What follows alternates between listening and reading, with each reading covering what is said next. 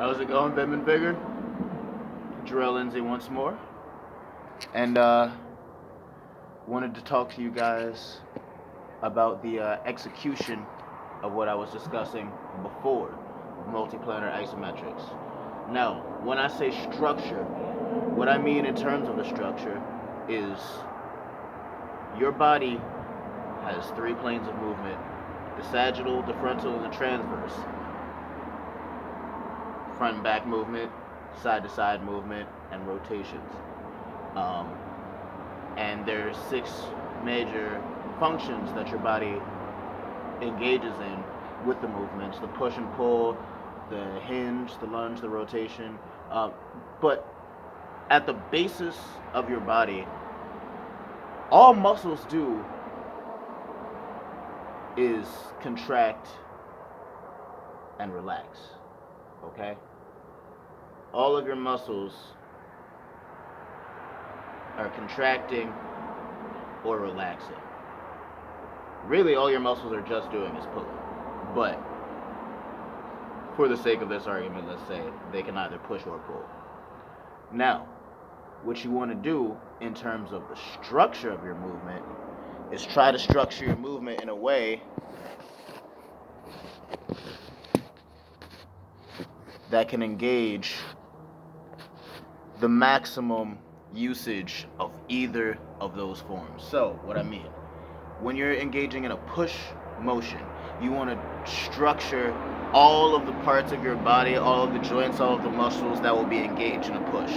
So, for instance, if you're doing an isometric exercise against a wall or something, this is an example that you'll often see with overcoming isometrics: pushing into an immovable object, somebody pushing hard against a wall, which can have its benefits if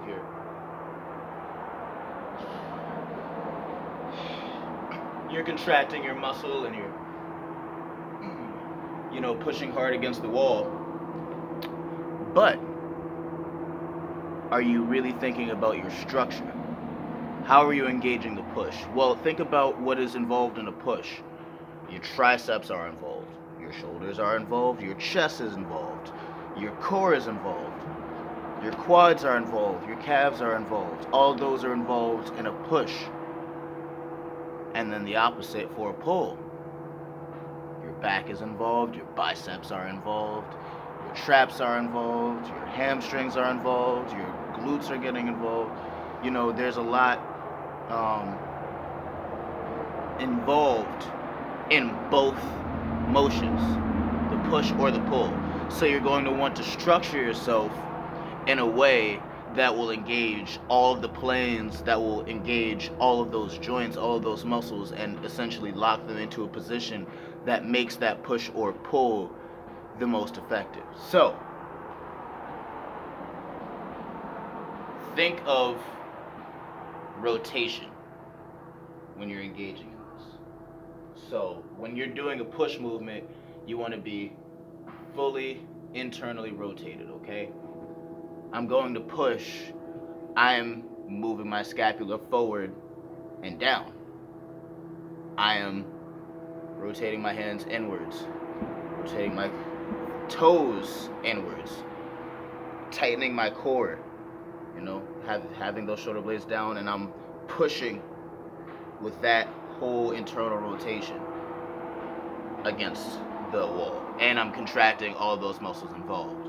And then on the same token, if I'm pulling, and really important as well in terms of the grip for both, doing that pushing and then pushing out with your fingertips to really work those supinators in your forearms can make a strong grip difference. And then doing the opposite when you're pulling, externally rotating your shoulders outwards, having your shoulder blades back, up, arching your lower back to have your back locked and engaged, rotating your toes outwards, really engaging the hip flexors and the glutes, and clenching with the flexors of those hands as you're going to pull. So basically, to show you what that looks like here,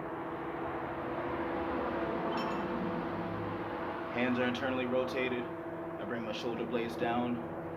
You can see that my toes are internally rotated, and I'm engaging my core So now I can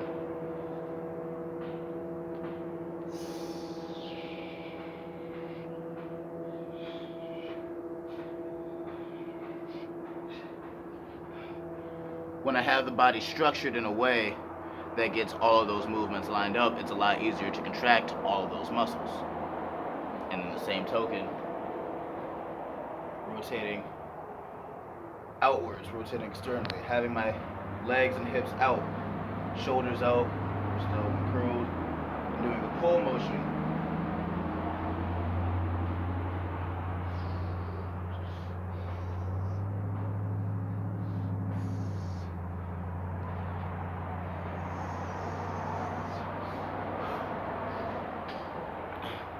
Doing something like that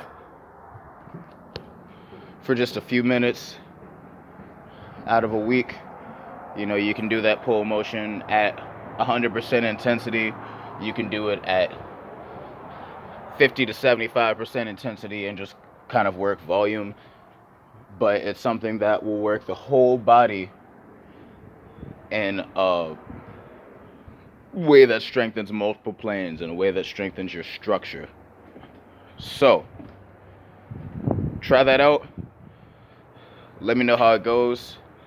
I'll be sure to elaborate more on it throughout the week, send you guys some more angles so that you get a better idea of what to do with it. But for now, signing out. Jarrell Lindsay. Love you, Vim and Vigor. See you soon.